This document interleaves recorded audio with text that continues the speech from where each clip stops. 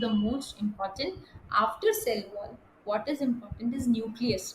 अब न्यूक्लियस मुझे कोई बताएगा कि न्यूक्लियस को आप सोरा लोगे, साइकोसिस लोगे कि सिफिलिस लोगे, मुझे अच्छे से बताना, ठीक है? I will give you. तो इट इज लार्जेस्ट यूनिट, क्योंकि ये आपका कंट्रोलिंग यूनिट है। क्यों कंट्रोलिंग यूनिट है?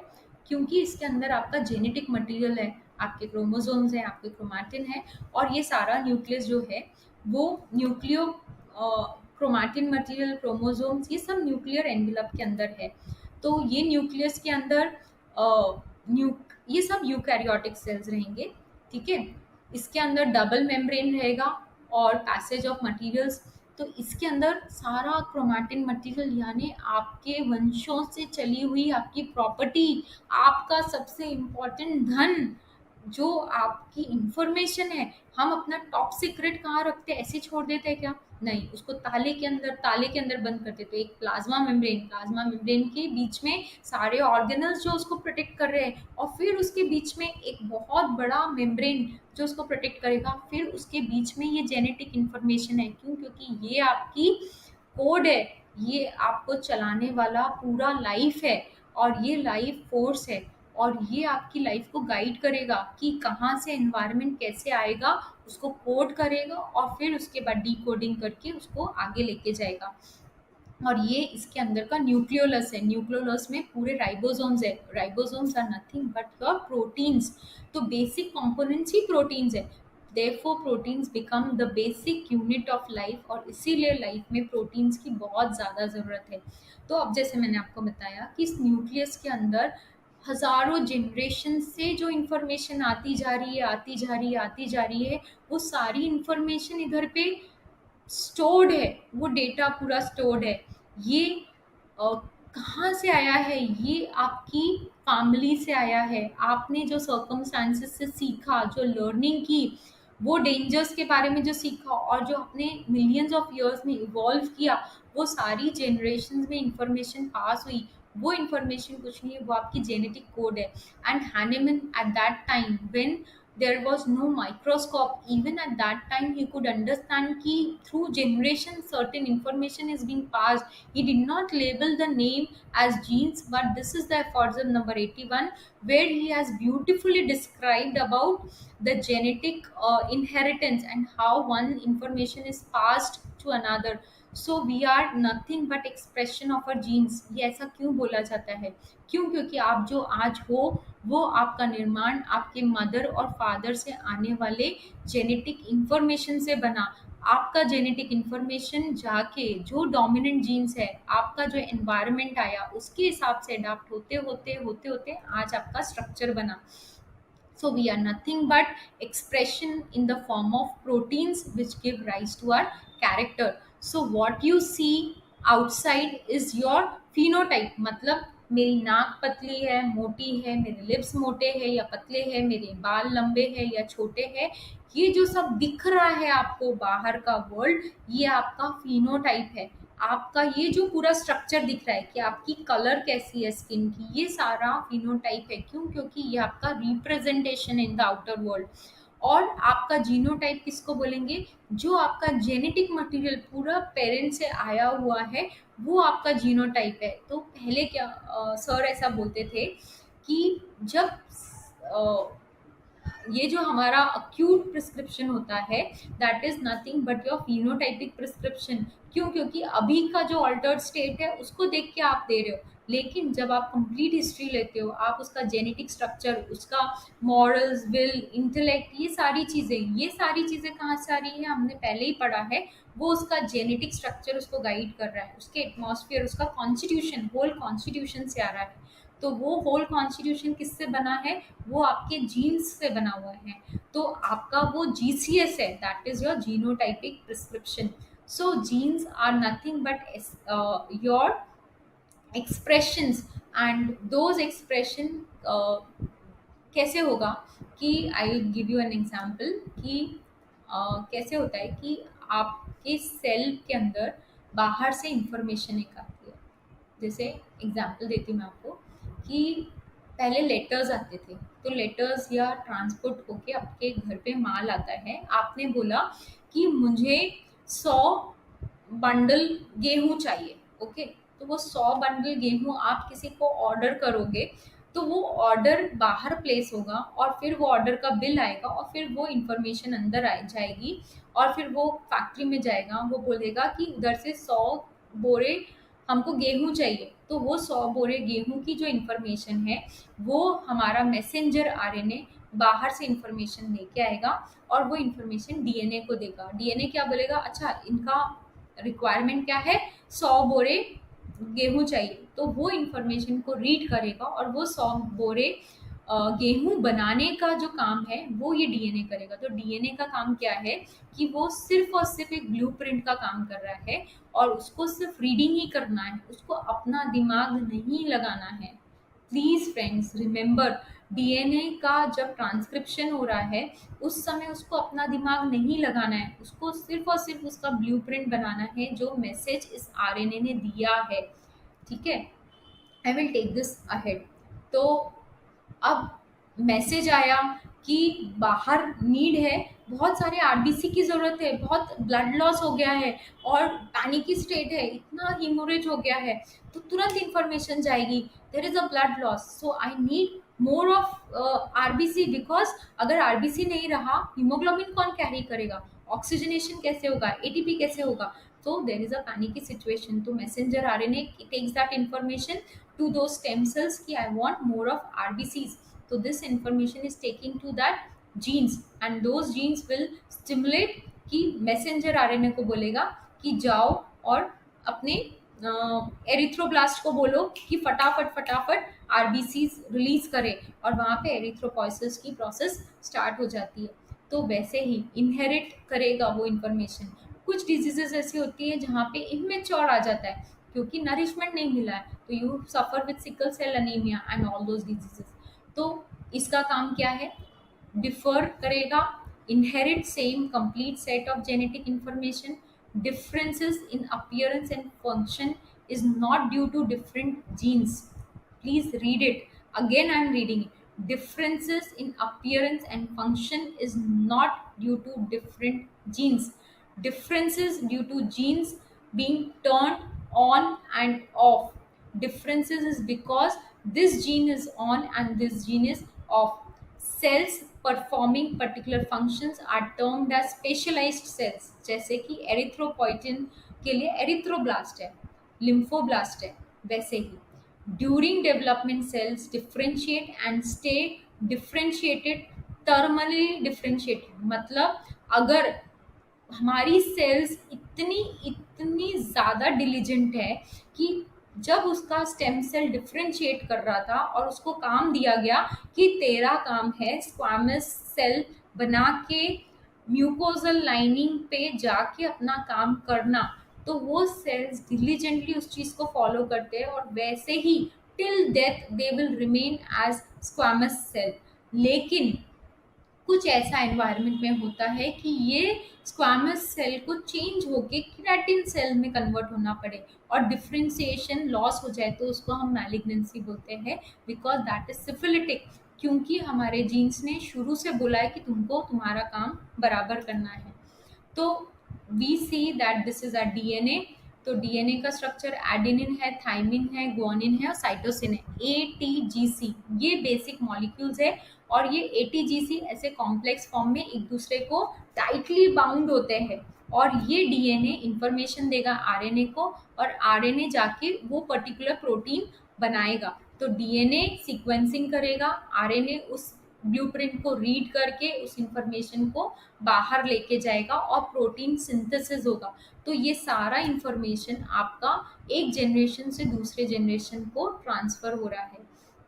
तो DNA is nothing but they are found in the chromosome, they are genetic code for hereditary inheritance. मतलब मैंने अपने फादर से ये इंफॉर्मेशन लेके आई कि I have to be lean thin, I have to be tall, long neck, I have to be sensitive. तो वैसे सिमिलरली आरएनए का काम क्या है, वो डीएनए का सिंगल स्ट्रैंड है और वो कॉपी कर रहा है उस इंफॉर्मेशन को और डायरेक्ट करेगा प्रोटीन्स को बनाने के लिए। ATP is nothing but energy coin, इसके बिना तो कोई काम हो ही नहीं सकता क्योंकि यही आपका रिसोर्स है एनर्जी का।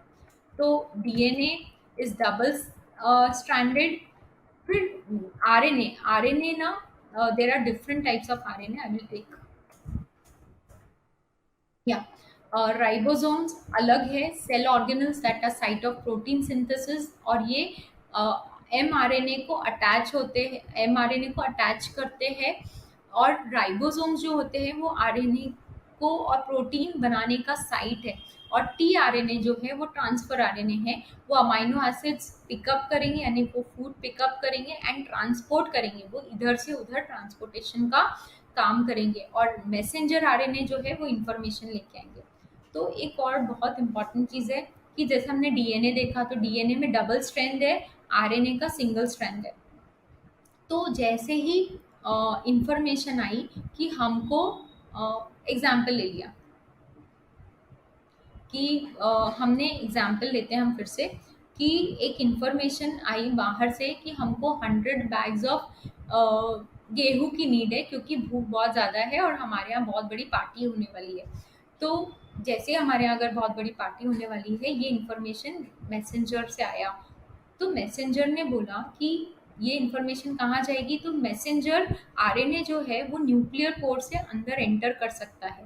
वो न्यूक्लियर पोर से अंदर एंटर करेगा, न्यूक्लियस में जाएगा, और न्यूक्लियस में डीएनए को बोलेगा I will attach to you, और वो न्यूक्लियस से अटैच होके ट्रांसक्रिप्ट करेगा, इस चीज़ को ट्रांसक्रिप्ट करेगा, मतलब डीएनए को इन्फॉर्मेशन देगा कि बाहर 100 बैग गेहूं की नीड है, और वो कोडॉन्स इस चीज़ को रीड करेंगे, और उस हिसाब से अमाइनो एसिड्स वैसे बनेगा, और वो इंफॉर्मेशन बाहर अमाइनो एसिड्स को जाएगी।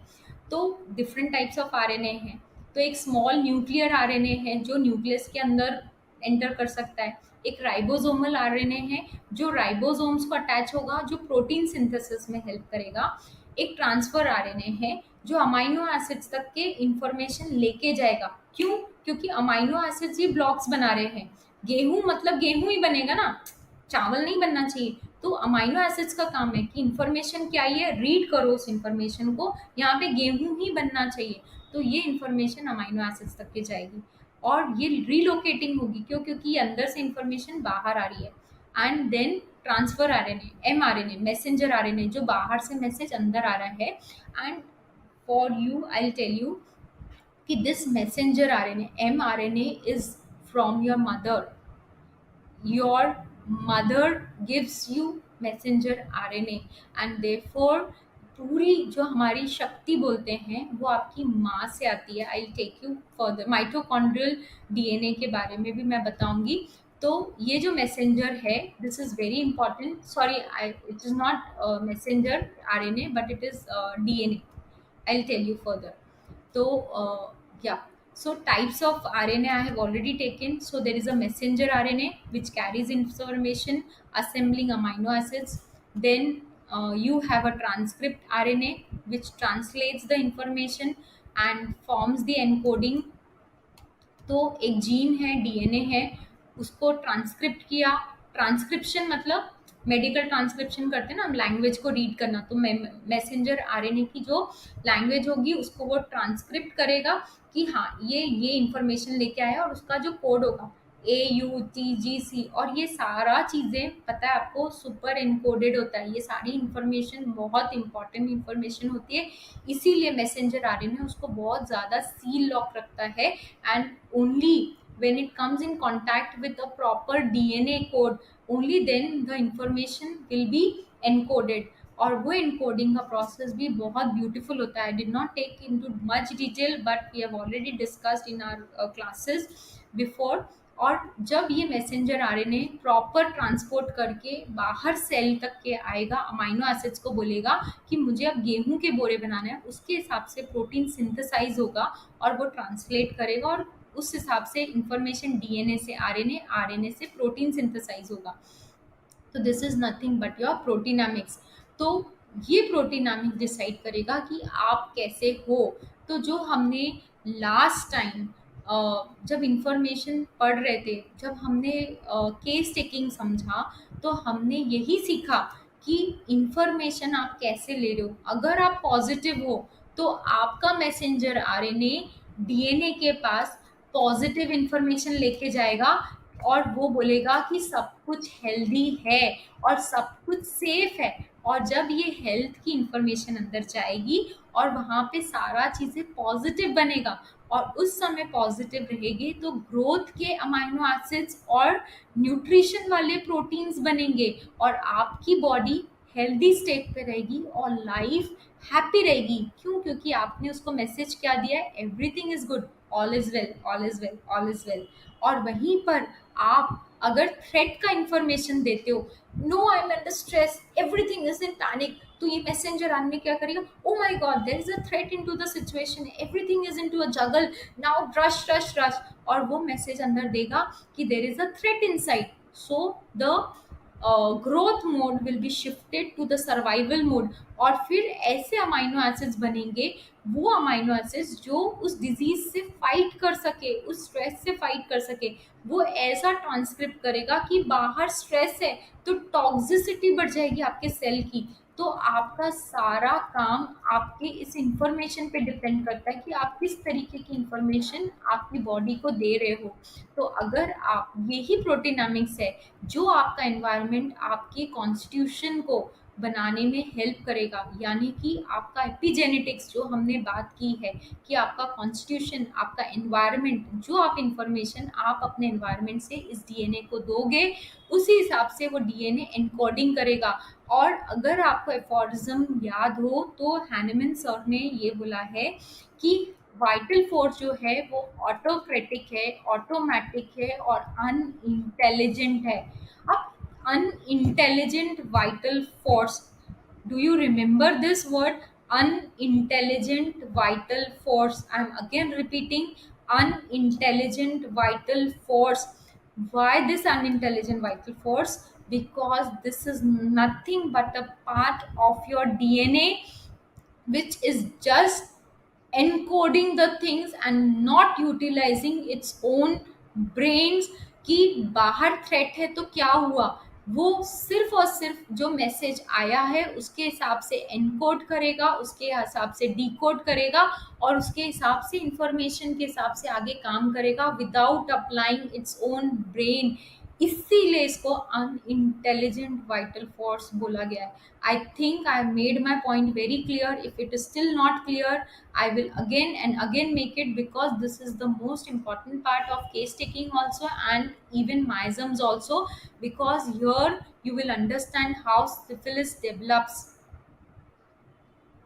how the intelligent gets destroyed, how the person receives the stimulus and sends the detail. Any problem? समझा? समझा ये वाला पार्ट? ये बहुत इंपॉर्टेंट है, क्योंकि वाइटल फोर्स को अनइंटेलिजेंट क्यों बोला है आज तक के किसी को समझा ही नहीं है। तो अनइंटेलिजेंट इसीलिए बोला है क्योंकि डीएनए को बोला गया है कि अपना दिमाग नहीं लगाने का, सिर्फ जो इन्फॉर्मेशन आई है उसके हिसाब से अपना कोडिंग करने का और डी कोडिंग करके इन्फॉर्मेशन बाहर ट्रांसफर कर देने की। It is just acting as a transcriptor, blueprint.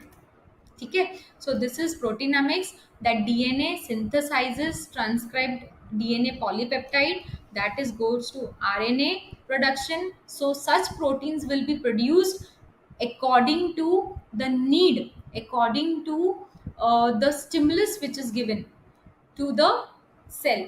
तो अगर डीएनए बाहर से इंफॉर्मेशन डीएनए को ये दी जाती है कि everything is in health, everything is in comfort zone, everything is well, so such proteins will be produced by the body which are towards the health. और वो हेल्थ के फिजिकल केमिकल्स भी बनाएगा और हेल्दी स्टेट में वैसे characters भी रहेंगे। जब आप हेल्थ में होते हो तो आपके प्रोटीन्स अच्छे ग्रो होते हैं, आपके चीक्स पे ऐसे चबी चबी हो जाते हो, आपका हेयर ग्रो होगा, आपके फेस पे ब्राइटनेस होगा, आपका जो स्ट्रक्चर दिख रहा है long hair with good nails, with good growth, with good physique, ऐसे दिखेगा। आपके हॉर्मोन्स एकदम सर्ज ब्यूटीफुल रहेंगे, आपके जो एंजाइम्स होंगे ऐसे एंजाइम्स होंगे जो ग्रोथ की तरफ लेके जाए। लेकिन वहीं पर अगर आपकी बॉडी उसको स्ट्रेस की तरह ले रही है और आपकी बॉडी ने उसको स्ट्रेस लिया, तो वो स्ट्रेस हार्मोन्स प्रोड्यूस करेगी, ऐसे प्रोटीन्स प्रोड्यूस करेगी जो स्ट्रेस से फाइट कर सके और आपका डिफेंस आ जाएगा, वो है fighting defence, that is survival mode. और सर्वाइवल मोड में जैसे ही आपकी बॉडी एंटर करेगी, आपको कैसे केमिकल्स मिलेंगे, stress hormones, cortisols or diseases, many diseases. Then you will not have a good face, you will have a dull skin, hair fall, mood disorders, everything is bad, nothing is good, and you go into that sluggish mode, and then your body goes into weak hormonal balances, hormonal disturbances, all enzymes for disease, and you get your health affected, and you go from a health mode to a disease mode. अब DNA को intelligent मैं आपको इसलिए बोल रही हूँ, vital force को unintelligent इसलिए भी बोला क्योंकि ये डीएनए के पास ना ये कैपेसिटी नहीं दी गई है कि आप इस स्ट्रेस मोड से आने वाली इंफॉर्मेशन को हेल्थ मोड पे कन्वर्ट कर दो। वो क्या काम करे, भोंदू बच्चे के जैसा, टीचर ने बोला this is A for apple A, तो वो उसने ए को ए ही पढ़ेगा, वो उसको अपने दिमाग यूज करके क्या हुआ, तो स्ट्रेस है तो क्या हुआ, डीएनए के पास ये कैपेसिटी नहीं है, वो वैसा ही ब्लूप्रिंट प्रोड्यूस करेगा जैसी इंफॉर्मेशन आएगी। So it is like a Baryta, don't take it, call it otherwise. DNA is very intelligent, I'm just trying to explain it. DNA has got lot many works to be done. DNA has all the genetic information, so becomes a full to security के base पे है, इसीलिए there are different types of RNA, messenger RNA, rRNA that is ribosomal RNA, and tRNA that is translational RNA, and it produces amino acids and different proteins. So now मेरा RNA कहाँ चला गया?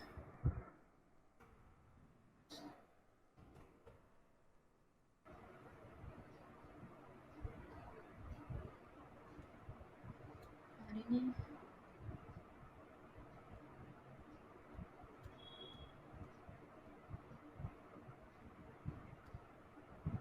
हाँ.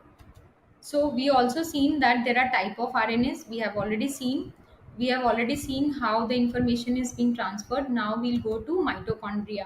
तो अभी सारा इंफॉर्मेशन बनाना है, proteins को जनरेट करना है, आपने तो बोल दिया 100 गेहूं के बोरे चाहिए आपको, लेकिन ये सारा करने के लिए मुझे रॉ मटेरियल भी लगेगा, उससे पहले मुझे इतनी हिम्मत लगेगी, मुझे वो विल पावर चाहिए, मुझे वो ताकत चाहिए कि मैं इतना, मेरे अंदर कैपेसिटी चाहिए कि मैं वो 100 बैग्स प्रोड्यूस कर सकूं, उसके लिए मुझे एनर्जी लगेगी, तो that energy source is your mitochondria, and this is the most important part of your body, of your cell, because it is energy producing machine. And to your surprise I will tell you, this mitochondria has got its own independent DNA, that is your mitochondrial DNA.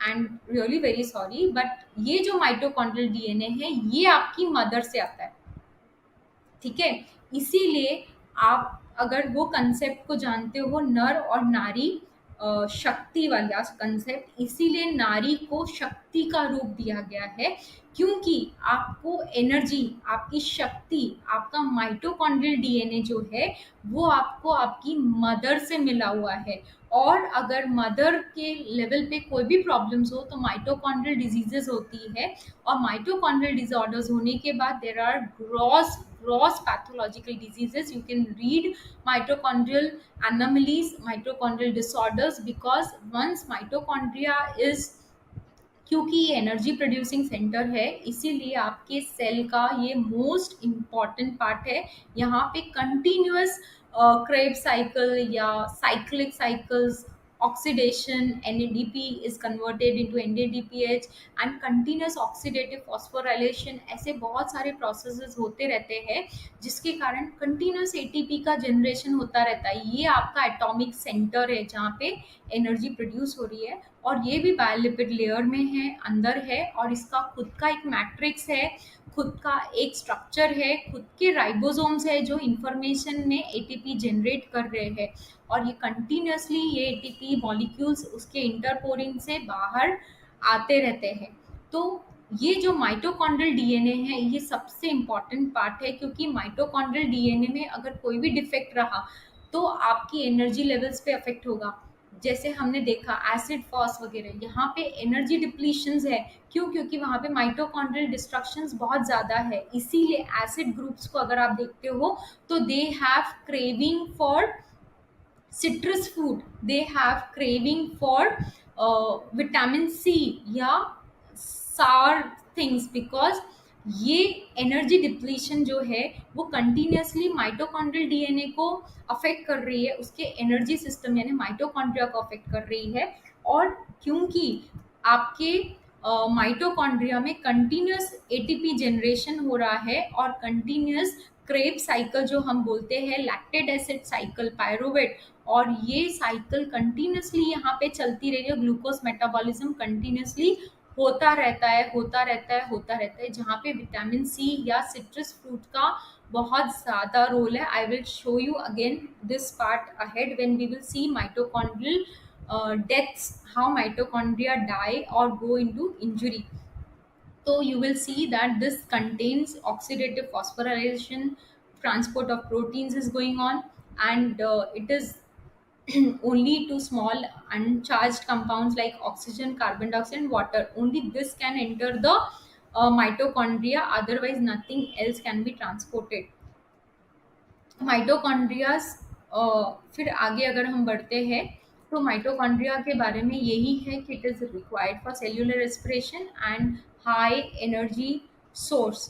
So mitochondria is your power house, मतलब जब किसी को अगर attack करना है तो आपके cell wall के पहले अगर कोई न्यूक्लियस को अटैक करेगा तो न्यूक्लियस को अटैक करने के पहले वो क्या करेगा, ये बोलेगा कि इसकी सबसे पहले एनर्जी सोर्स जो है उसको पावर कट कर दो। पावर कट कर दिया तो अपने आप जो बंकर्स लगे रहते हैं ना, अभी कभी आपने लड़ाई देखी होगी तो आपने देखा होगा कि जब ये मिशन हुआ था, ये कभी थोड़े 1-2 साल पहले जब मोदी जी ने एक मिशन किया था जिसमें he exploded the resources where POK के लेवल पे उनकी एनर्जी सबसे ज़्यादा थी, जहाँ पे उनके सबसे ज़्यादा शस्त्र रखे हुए होते हैं, सबसे ज़्यादा बारूद रखी होती है, उन एनर्जीज को सबसे पहले उड़ाते हैं। तो अगर जहाँ पे ऐसी डिजीजेस जहाँ पे सबसे पहले अगर सेल डेथ होती है तो वहाँ पे माइटोकॉन्ड्रिया सबसे पहले अफेक्ट होता है, क्योंकि वो एनर्जी सोर्स है। इसीलिए कोई भी डिजीज होने के समय आपको वीकनेस सबसे पहले आती है। अक्यूट्स वायरल इन्फेक्शन जो होते हैं वो सबसे पहले माइटोकॉन्ड्रिया के डिस्ट्रक्शन पे जाते हैं। इसीलिए जैसे ही वायरल इन्फेक्शन होते हैं तो सबसे पहले आपको weakness in the prodromal phase मिलती है। I hope this point is also clear. Now you have another organelles present into the body. They are centrosomes and centrioles. अब ये सेंट्रोसोम्स और सेंट्रियोल्स को इतना इम्पोर्टेंस इसलिए दिया गया है क्योंकि ये स्पिंडल लाइक पार्टिकल्स होते हैं जो आपके साइटोप्लाज्म में रेडिएटिंग फॉर्म में होते हैं, और इनको रखना पड़ता है पाइलअप रख के। क्यों? क्योंकि जब भी सेल डिवीजन होगा तो ये सेंट्रोमर्स और सेंट्रियोल्स ही सेल डिवीजन में पार्ट लेंगे। और ये जो सेंट्रो डेंस एरिया है, they serve as centre for organizing microtubules in non dividing cell, तो ये सेंटर्स बनाएंगे। एंड माइटोटिक स्पिंडल्स मैं आपको बताऊंगी, तो जब सेल डिवीजन होता है तो ये ही रस्सी की तरह पूरे न्यूक्लियर प्रोटीन्स को या साइटोप्लाज्मिक एलिमेंट्स को ऐसे पकड़ के रखते हैं, वो टसल हुआ बोलते हैं ना वैसे। तो ये पूरे मटेरियल को इस तरीके से बांध के रखते हैं जब ट्रांसपोर्टेशन या सेल डिवीजन होता है तब। तो सेंट्रोसोम सिलेंड्रिकल स्ट्रक्चर है, they play an important role in formation and regeneration of flagella and cilia, तो ट्रांसपोर्टेशन के लिए। तो दे हैव माइक्रोट्यूब्यूल्स, सेंट्रोसोम जो है वो माइक्रोट्यूब्यूल्स है और एंकरिंग का काम करेगा, और 2 पोल्स ऑफ द सेल पे प्रेजेंट रहते हैं, और पोल और साउथ पोल। और सेंट्रोमियर जो है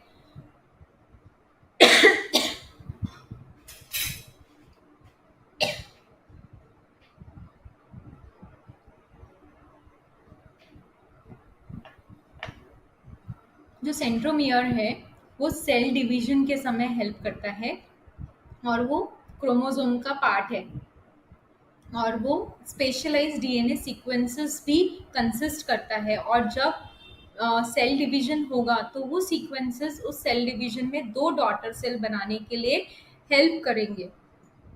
तो they are located on the chromosome. Centrosome जो है they are located on the 2 poles of the cell, यानी कि साइटोप्लाज्म में रहेंगे, और सेंट्रोमियर जो है वो क्रोमोसोम के अंदर लोकेटेड रहेंगे। तो this is how the centrosomes and centromere work. These are the centrosomes. Centro जो स्पिंडल लाइक यूनिट्स बना रहा है, और ये न्यूक्लियस या डीएनए के अंदर है.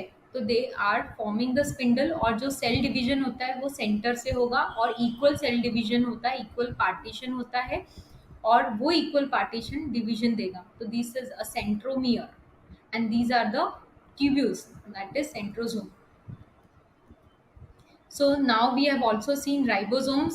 So ribosomes are nothing but they are attached to the messenger RNA and they form the amino acids. तो ribosome एक वो सेंटर है जहाँ पे प्रोटीन का सिंथेसिस होगा, ठीक है, assembled in nucleoli and contain a type of RNA that is ribosomal protein, important role in protein synthesis. तो इसका काम क्या है? प्रोटीन बनाना, इसीलिए राइबोसोम सबसे इम्पॉर्टेंट है.